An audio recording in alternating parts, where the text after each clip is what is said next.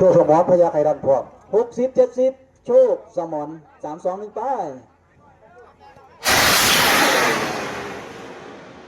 เบาลูกเบาไปลูกเบา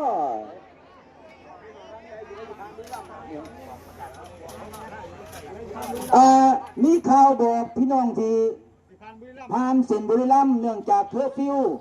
หลังจากทุ่มหนึ่งพี่น้องก็ต้องไปทางนั้นเด้อเขาประกาศออกมาแล้ว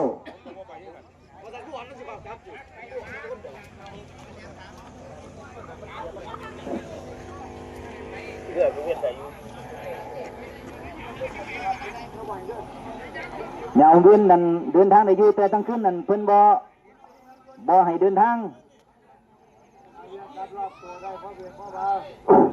เอาหลุดหาง